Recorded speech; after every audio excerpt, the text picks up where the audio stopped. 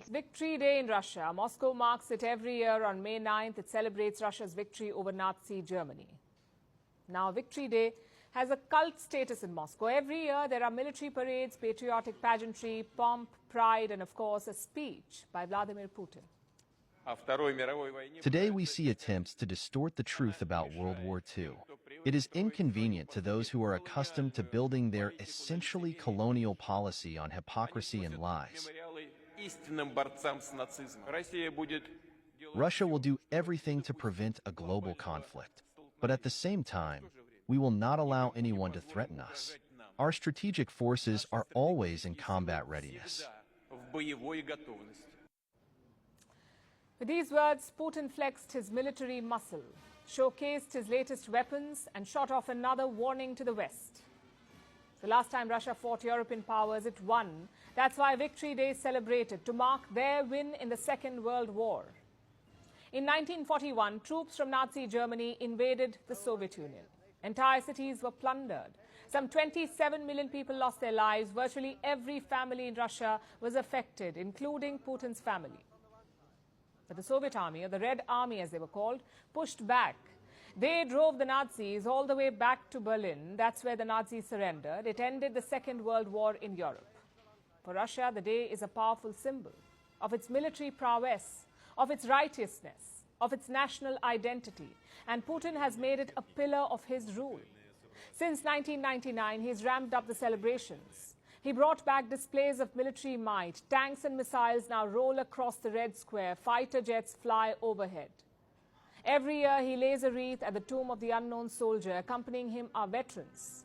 This year's celebrations come as Putin begins his 5th term in power. He was joined by dignitaries, presidents of former Soviet nations, allies including leaders of Cuba, Guinea-Bissau and Laos. So why is it such a big deal for Putin? Because it serves his core belief that Russia is great and invincible. Putin draws power from nostalgia. He wants to revive the clout of the erstwhile Soviet Union. And what better occasion than Victory Day? Take the Ukraine war, for example. When Russia invaded, Putin immediately drew parallels. He cited denazification of Ukraine as a primary goal. He said Ukrainian leaders had cooperated with the Nazis. He compared this war to the Great Patriotic War.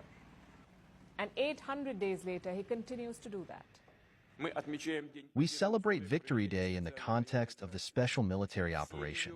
All its participants, those who are on the front line, on the line of combat contact, are our heroes. We bow to your perseverance, self-sacrifice, and dedication. All of Russia is with you. So Putin is thanking Russian soldiers, and he does have a lot to thank them for. In the last few months, Russia has made several gains in the battlefield. They may be modest, but they're gains nonetheless. On Tuesday, Russia launched over 70 missiles and drones. They struck power stations and energy facilities in Ukraine. Kiev and 6 other cities were affected. 9 regions plunged into darkness. It was one of the biggest attacks in weeks. The aim was simple: to cut Ukraine off the power grid. So what explains this ramped-up offensive? Right now, for Moscow, time is of the essence. It is looking to occupy as much territory as possible before Ukraine receives Western aid. So Russia has mobilized more troops. It is fighting to capture more towns. For the last few weeks, it's been trying to capture Chasiv Yar, a strategic town in Donetsk. Moscow hoped it would fall by today, May 9th. That would make it a sweet Victory Day win for them. But the town is still standing. So Russia hopes to change that in the next few days. Ukraine, on the other hand, is on the defensive. It has run out of ammunition. Its soldiers are exhausted. Its front lines are faltering. Ukraine desperately needs the Western aid. So Moscow is trying to capitalize on that. As it marks the 79th Victory Day celebrations, Russia has its eyes set on another victory in Ukraine.